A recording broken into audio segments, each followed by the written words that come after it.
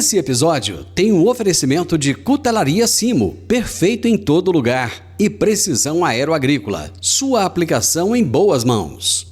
Agro e prosa, apresentação Divino Ronaldo. O meu entrevistado de hoje é Jonathan Delpino, que é gerente comercial e especialista em logística para o agro da Bravo Serviços Logísticos. E o tema da nossa entrevista será os principais desafios da logística de insumos agrícolas no Brasil. Jonathan Delpino, como você está? Tudo bem, Jonathan? Tudo bem, Divino? Boa tarde. Estamos aqui no Agroprosa juntos. Muito prazer participar. Prazer falar contigo. Você está em Paulínia, São Paulo? Paulínia, São Paulo. Muito bem, meu amigo. Me conta um pouco do seu trabalho, me fala da Bravo também. Vamos lá. Eu sou gerente comercial aqui na Bravo. Basicamente fico focado na parte de agronegócios. A Bravo é uma empresa focada em agronegócios, né? A gente tem como carro-chefe aí a parte de logística de defensivos agrícolas. Claro, a gente tem outros segmentos do agro, sementes, a parte de nutrição animal, e agora, né, com todo esse movimento de mercado, vem entrando muito forte aí o segmento de biológicos, né, produtos biológicos, muda um pouquinho a cadeia do que a gente já está acostumado a fazer, mas estou aí já há alguns anos aí nesse segmento, próximo dos seus 20 anos aí só para a logística do agro, e dando esse acompanhamento e todo esse acompanhamento do mercado para dentro da casa aqui, para dentro da Bravo, para a gente poder personalizar os nossos atendimentos. Bacana, show de bola. Jonathan, por que a logística de insumos agrícolas no Brasil exige uma estrutura tão complexa e tão especializada? Bom, Divino, eu costumo dizer que assim, o primeiro ponto é que o Brasil é um país de dimensões continentais, né? Então, a gente está aqui em São Paulo, estou falando com você de Paulínia, e nesse momento tem uma entrega acontecendo lá no norte do Pará, de algum caminhão que provavelmente foi carregado aqui. Tudo isso traz complexidade pro mercado agro, para o abastecimento de insumos, né? A gente tem uma malha viária bastante limitada em termos de qualidade. Quando você fala de estradas e rodovias, a gente tem aí 1,7 bilhões de quilômetros de rodovias e basicamente 12% disso hoje é pavimentado. Eu coloco essa situação porque trabalhando para o agronegócio, no agronegócio, a nossa realidade é diferente da logística urbana, né? A gente está olhando para a lote long e não está olhando para o CEP. A gente está preocupado em entregar na estrada rural ali 40, 50, 100, 200 quilômetros de chão e não ir em prédio e fazer 50 entregas no mesmo endereço. Então os desafios são bastante grandes aí nesse segmento. Os principais entraves, então, além da distância, do tamanho do país e da malha viária? Eu acho que como entrave não tem como a gente não colocar a distância. Então, assim, a distância, a concentração do consumo e a qualidade das estradas são os 3 fatores chaves aí que a gente pode colocar como entraves dentro dessa logística, né? Você sempre vai estar muito longe, provavelmente, do ponto de consumo. Lembra, né? A gente está no Sudeste, quase tudo que importa entra por aqui, ou quase tudo que fabrica é feito aqui. Só que o consumo está lá no Goiás, está lá em Minas, está lá no Pará, está lá no Tocantins, está lá no Mato Grosso. Então a gente não tem quase o produto sendo produzido nesses locais. A concentração de consumo, é tudo muito concentrado, né? A safra brasileira, ela acontece no segundo semestre, né? Então isso dá uma pressão maior na estrutura, né? A gente tem 7 meses para se planejar, basicamente, e 4 meses ali para efetivamente executar, né? E a qualidade das estradas, né? A gente sai daqui de São Paulo, onde ainda é pedagiado, tem uma certa qualidade de estrada, mas quando você chega mais para os estados de cima, e principalmente para entrega rural, você se depara com uma realidade de estrada muito diferente daqui, né? Cara, eu vou te falar uma coisa, pedágio no Brasil, infelizmente, ainda não garante qualidade. Eu passei por uma rodovia no Mato Grosso do Sul, pedagiada, não é duplicada. Cara, logo depois da praça de pedágio, tinha buraco. Tem muito. E o pedágio era quase R$13 para o carro. Imagina para um caminhão, então. Quanto custa, né, cara? Mas imagina, Divino, se tá ruim com ele, imagina sem. Boa, é isso mesmo. Agora, cara, falando em desafio, eu acho que um outro desafio é o seguinte: o produtor rural, muitas vezes, se ele perder um dia, já bagunçou a vida dele. Né? Ele tem todo um cronograma, ele tem uma janela de plantio, ele tem toda uma sequência de insumos que ele necessita ali e não tem como, né? Assim, a parte de agro, ela é intrínseco a falta de planejamento, mas não é por causa do produtor. É porque tem muita coisa envolvida, né, Divino? Você tem clima, você tem praga, você tem cenário global, você tem fornecimento de insumos, que a variação de preço modifica todo o comportamento de mercado. Então, assim, não é fácil prever. A gente costuma brincar aqui dentro e falar que a praga não dorme. Então, assim, Não, dorme o não. produtor acorda de manhã e vai lá para a área dele lá e vê uma praga comendo, aquilo se torna uma entrega urgente. E aqui, às vezes aquilo se torna uma entrega urgente de um produto que está a 1.500 quilômetros dele. Então, assim, realmente não é um cenário fácil de lidar. A gente tem que buscar métodos, tem que buscar tecnologia, tem que buscar estrutura e trabalhar muito bem o planejamento para conseguir tá entregando o que os produtores precisam, viu? Como é que funciona, cara, essa organização interna dessas operações logísticas? Porque eu acho que a gente que está do lado de cá, você está há 20 anos nisso, então para você tudo é normal. Para a gente que está do lado de cá, a gente não consegue nem imaginar, cara. Como é que é isso? Divino, assim, falar que é normal não é não, tá? Assim, eu posso dizer, o tempo é uma escola, tá? O tempo é uma escola. A gente fala aqui que, cara, não existe um ano igual ao outro. Num ano é muito produto, num ano é pouco produto, num ano avança estoque, no outro ano não avança estoque. Então, cada ano é uma historinha diferente. Mas o tempo é uma escola. A gente sempre trabalha muito olhando para o retrovisor, mas acompanhando muito a tendência do mercado para frente, né? Algumas coisas não mudam, né? Então, se você tem um Laninha, você tem um perfil de consumo. Quando você tem um El Niño, você tem outro perfil de consumo. Se o soja está mais alto, você tem um perfil de consumo. Se o milho está mais alto, você tem outro perfil de consumo. A gente conversa muito com os produtores, né? A gente tem muita proximidade com o produtor rural, muita proximidade com cooperativas, muita proximidade com grandes grupos. Então, a gente está sempre se aproximando e buscando informação de como vai ser.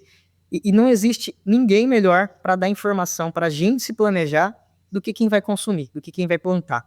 Eles enxergam muito melhor do que a gente, muitas vezes melhor do que a própria indústria ali, como vai se comportar o mercado. Ele fala, olha, vai ser um ano que a gente vai estar com soja, vai estar muito quente, a gente vai precisar de mais fungicida, vai precisar de mais herbicida, ali você já consegue se programar. Mas, além disso, Divino, a gente tem um time de planejamento bastante robusto aqui dentro, sabe? O time de operações trabalha muito na parte de planejamento de frota, muito na parte de planejamento das capacidades produtivas dos armazéns, porque, como eu te falei no começo, é 4 meses.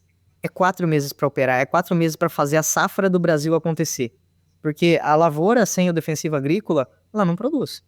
Ela vai por água abaixo. Então, a gente tem uma responsabilidade gigantesca em cima dessa entrega, a gente tem total consciência disso, e a gente trabalha muito pesado no planejamento e dimensionamento da nossa estrutura. Ô, Jonathan, como é que vocês conseguem estar próximo, perto do produtor rural, mesmo com essas distâncias tão longas que o Brasil tem? Pois é, a gente vem trabalhando, Divino, há um bom tempo com o redesenho da nossa malha. A gente... O mercado ele era muito concentrado antigamente, né? Você tinha poucos pontos de saída, até porque, como eu te falei, boa parte é produzido ou importado pelo Sudeste.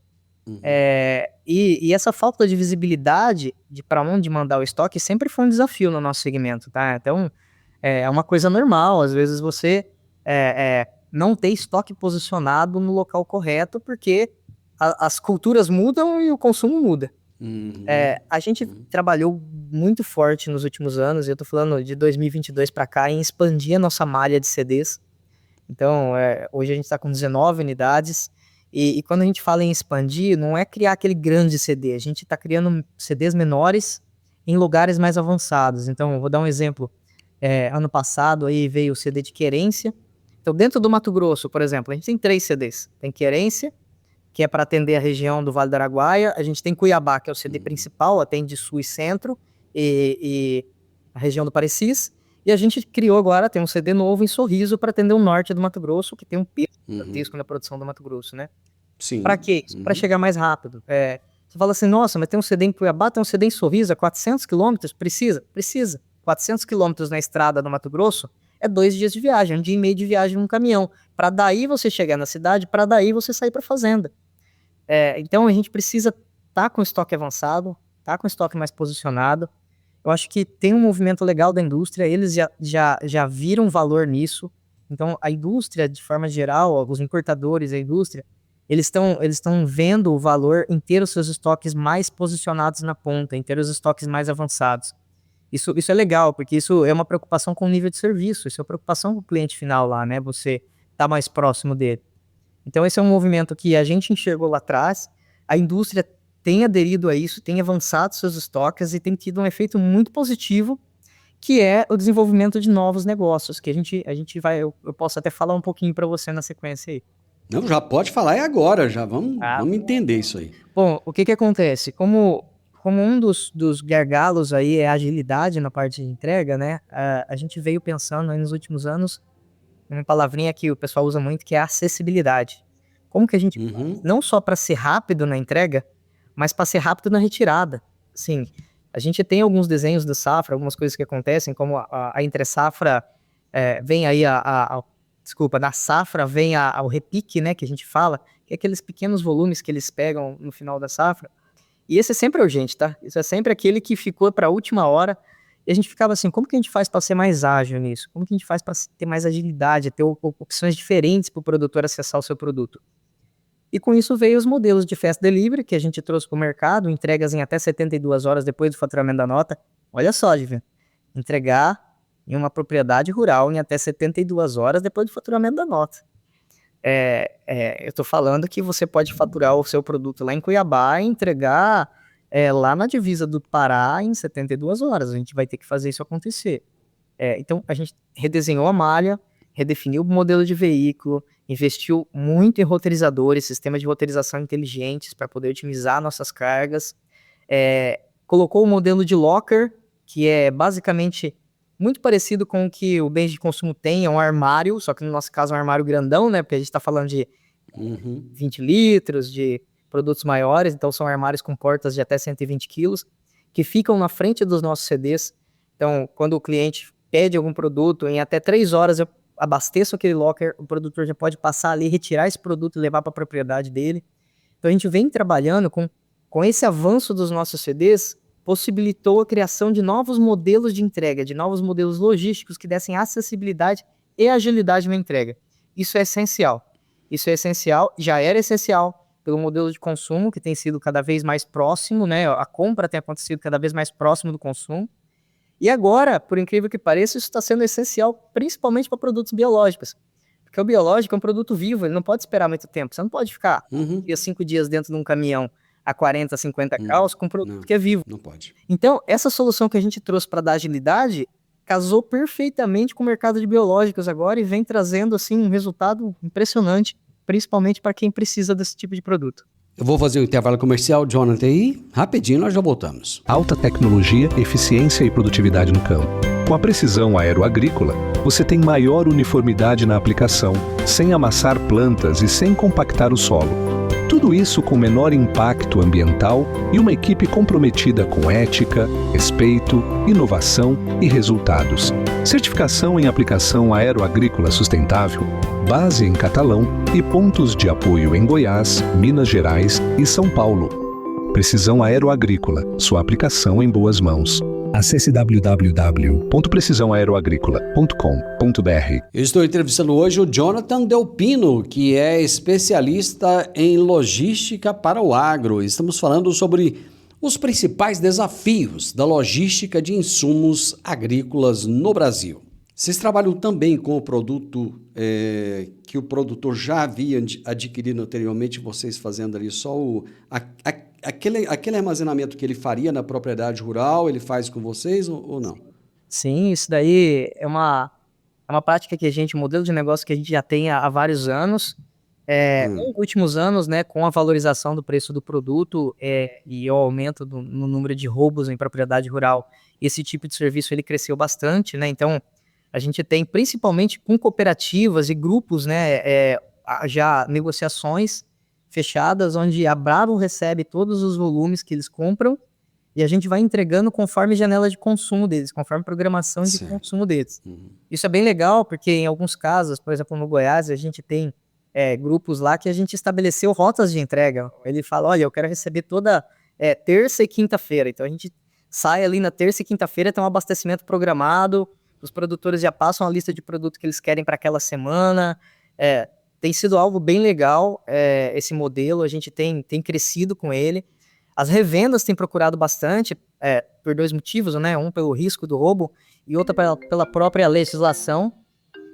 Pela própria legislação que tem... Preocupa não, o celular tocou, pode ficar tranquilo, esquenta não, acontece. Pela própria legislação que acaba exigindo que os estoques não fiquem dentro de cidades, né? Hoje, boa parte das revendas tem o estoque dentro da cidade, a legislação é um pouco exigente com isso, né? Por isso que os nossos CDs ficam geralmente 5, 7 quilômetros fora da área urbana, né? E então as revendas têm tentado ficar mais próximas dessa realidade, trazido bastante desses negócios de armazenagem para a gente, viu? Tá aí uma questão. O Brasil possui uma regulamentação assim, bastante rígida, né, para o transporte, para o armazenamento desses insumos. Quais são os maiores desafios que vocês têm de cumprir toda essa exigência que o país tem? Divino. Assim, é muito alto esse grau de exigência. É uma série gigantesca de licenças para você controlar.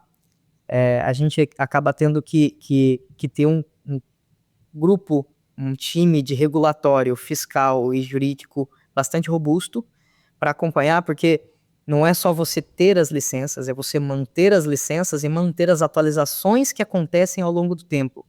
A nossa legislação, ela é um organismo vivo. Precisa estar o tempo todo acompanhando, assim... Ela é igual ao biológico? Então, assim, a gente tá ali, ó, tem o regulatório, tem o jurídico, tem o fiscal, e a gente ainda tem um bom relacionamento com toda a parte de fiscalização, né, os órgãos de fiscalização, porque muitas vezes vem a lei e a gente precisa ir lá e consultar para ver se a gente entendeu direito, né? Porque a lei vem escrita, você fala, cara, será que é isso mesmo? Então, sim, a gente despende bastante esforço e recurso para poder se manter atualizado, porque isso é essencial, a gente entende, a Bravo é muito rígida nessa parte de legislação, a gente não anda fora da linha, não pode andar fora da linha de forma nenhuma. Por quê? Porque na prática o produtor e a indústria está confiando aquele produto a gente.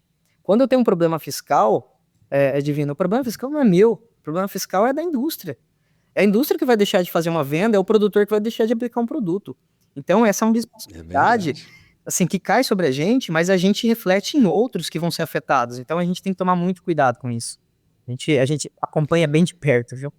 Você falou anteriormente aí da questão de segurança, e acontece muito no Brasil. O Brasil é um país que, assim, não é para os fracos, não, né? E segurança aqui no Brasil é sempre um negócio bem complicado, e se tratando desses produtos, então, porque são produtos caríssimos, né? Às vezes, numa picapinha, você consegue ter muito dinheiro ali, né? E os caras sabem disso, né? O malandro é malandro, não é à toa. Como é que vocês garantem rastreabilidade e segurança no transporte desses produtos que são classificados como perigosos, né, e que têm um valor agregado muito alto? Claro.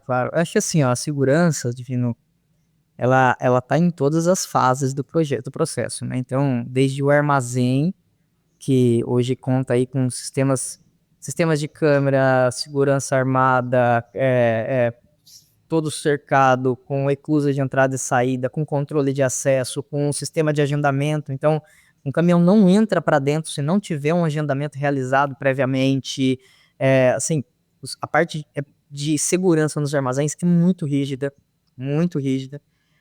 mas principalmente do portão para fora, é um cuidado que a gente, assim, O bandido tem uma capacidade gigantesca de inovar, né? Então a gente tem que estar se atualizando o tempo todo. Ele tem tempo, né, Jonathan, para isso? Ele tem tempo e tem vontade, né? Isso que é o impressionante mesmo, tem uma vontade gigantesca, né? Assim, a gente tem alguns pontos que são bastante fortes pra gente. A Bravo, todos os caminhões dela são monitorados, né? São veículos rastreados com tecnologia de ponta. O sistema, a rotina de rastreamento dos nossos veículos é feito por uma empresa própria. Então, a gente tem uma empresa interna que faz o acompanhamento e o rotograma desses veículos. Então, a nossa equipe interna que fala por onde ele tem que passar, aonde ele tem que parar, quando ele vai chegar, que horário ele vai dormir, que horário ele vai acordar. Isso tudo é acompanhado por um time interno nosso. O gerenciamento de risco é próprio da Bravo, né? Isso ajuda muito, porque tem uma proximidade entre o time que gerencia e o motorista, né? Eles conhecem comportamentos, isso é um diferencial legal. E a parte de tecnologia influencia muito. Hoje, por exemplo, a Bravo, dentro dos caminhões delas, tem câmeras que ajudam a identificar comportamentos de risco. Se o motorista está fazendo alguma coisa diferente, se o motorista está com sono, a câmera pega e dispara um alarme dentro da cabine. Até isso? Tem um time aqui que fica cuidando lá do cara, lá dentro da cabine, para ver como é que ele está se comportando. Se ele pegou um celular na mão para ficar digitando enquanto está dirigindo.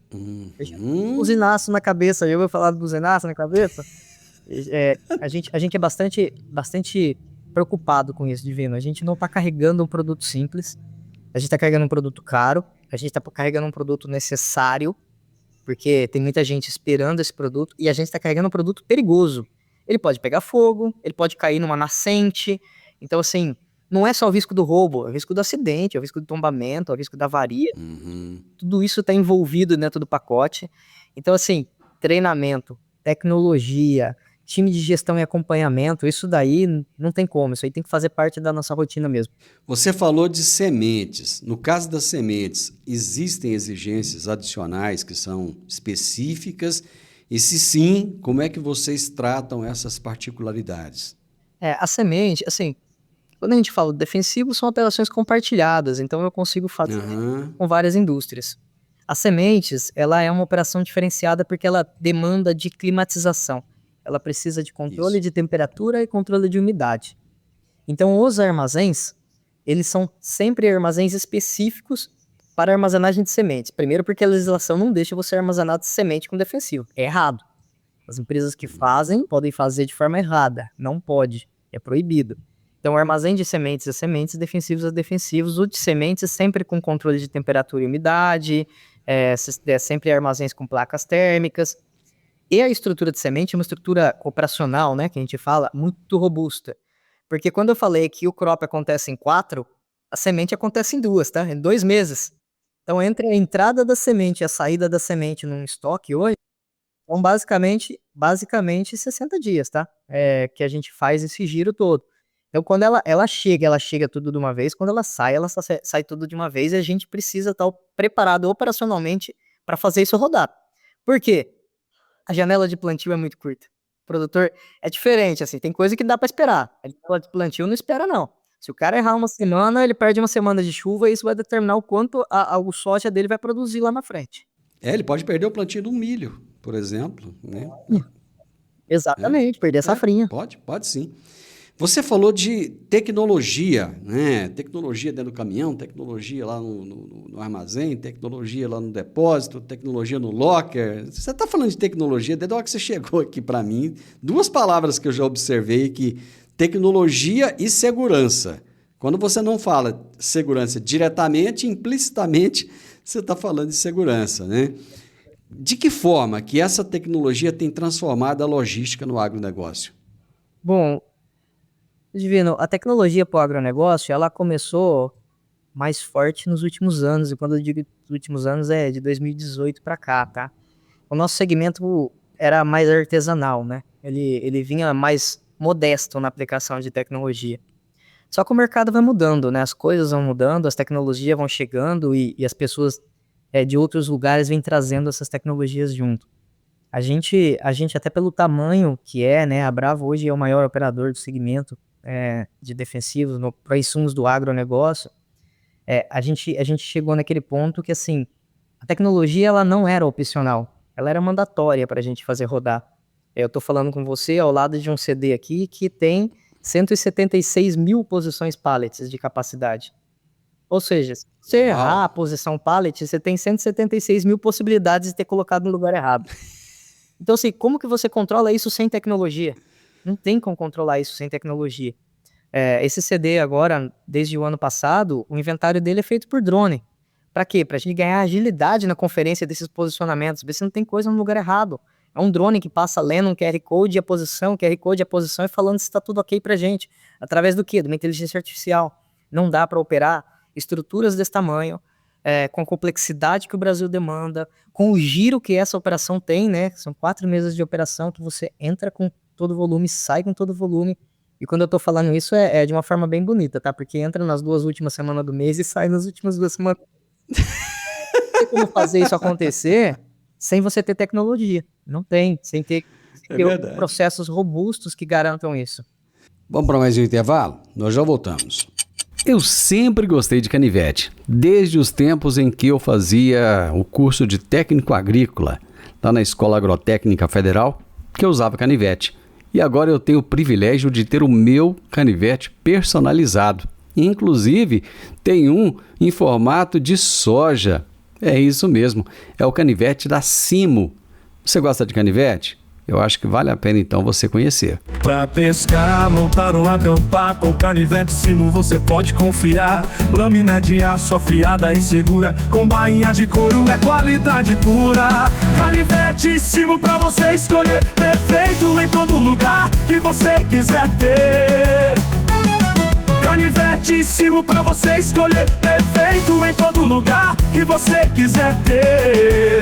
Canivete Simo, tecnologia a fio, perfeito em todo lugar. Esse país continental chamado Brasil tem muitos desafios e a logística do agro enfrenta várias delas. Hoje estou conversando com Jonathan Alpino. A gente falando de segurança, tem uma outra questão aí que eu lembrei agora, que é a questão da cibersegurança, porque a gente estava falando dos caras que têm tempo e vontade, né? Tem aqueles caras que ficam o tempo inteirinho tentando hackear, entrar no sistema de alguém e roubar ali os dados. Eu falo que tem cara, Jonathan, que se ele trabalhasse honestamente, cara, eles ficariam bilionários. Nossa. Os caras não querem, eles querem arrumar encrenca para a vida deles, né? Eles querem tomar alguma coisa de alguém. Como é que vocês trabalham essa questão da cibersegurança? Divino, isso aí é uma preocupação que assim, não é a gente que tem, não. Eu acho que desde uma lojinha pequena hoje que vende qualquer coisa na rua a uma big empresa tem que colocar isso assim acima de muitas coisas da empresa. A Bravo, ao longo dos últimos anos, vem investindo muito pesado na parte de cibersegurança. No último ano, a gente contratou 5 empresas externas que fazem diferentes processos internos dentro da Bravo, desde o treinamento dos colaboradores. A gente tem uma escolinha online que todo colaborador tem que cumprir os treinamentos, senão tem o acesso cortado dentro dos nossos sistemas.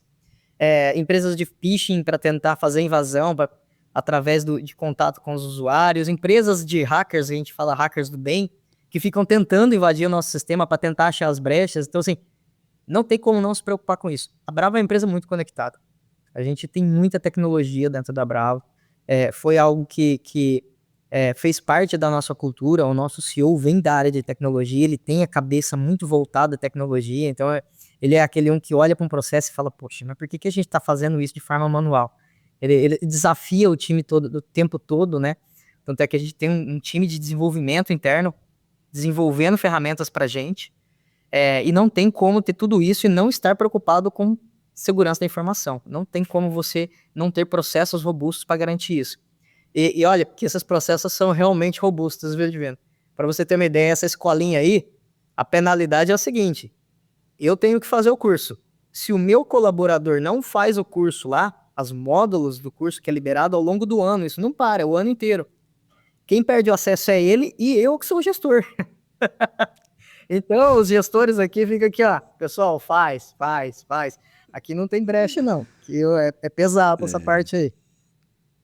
Mas tem que ser, né, cara? A tal da responsabilização, né? Quer dizer, se o cara tem um time abaixo dele, olha, esse time é responsabilidade sua, né? Exato. E o bem-estar desse time, o sucesso dele é o seu sucesso. Exato. Isso é bem bacana. A empresa que pensa assim, cara, não tem como dar errado, não. Ela realmente funciona. Agora, tem um outro lado. Você falando da escolinha aí. O produtor rural também não pode ficar solto achando que ele pode falar a qualquer momento. Eu preciso disso aqui, pronto, acabou. Acho que tem que ter aí como é que eu diria? Uma comunicação, né? Bem elaborada. Como é que funciona essa comunicação? Então, hoje quando a gente está falando do estoque do produtor, que já é o estoque que está em posse dele, a gente tem uma série de ferramentas que a gente cede para ele poder fazer essa gestão. Porque assim, qual é a vantagem dele armazenar dentro do meu armazém, que é um armazém que tem um sistema super robusto de controle, um EWM do SAP, por exemplo, da SAP, e ele não poder enxergar o estoque dele aqui dentro. Então, a gente tem algumas ferramentas, tem uma ferramenta bastante conhecida no mercado, acho que é a mais conhecida do mercado, chama WebAgile, que é uma ferramenta que dá para o produtor a visibilidade de estoque dele em tempo real. Ele vê o que tem aqui dentro, qual é o lote, quando esse produto vai vencer. Através desse sistema, ele entra lá e solicita a entrega dele. Então, ele entra lá e fala assim, dessa nota aqui, 1010, eu quero 200 quilos, eu quero que você me entregue. Ele pode, inclusive, agendar a data da entrega dele e falar, eu quero que você me entregue essa nota daqui 3 semanas. Mas ele já consegue programar a entrega dele, justamente para a gente mitigar esse problema da falta de programação.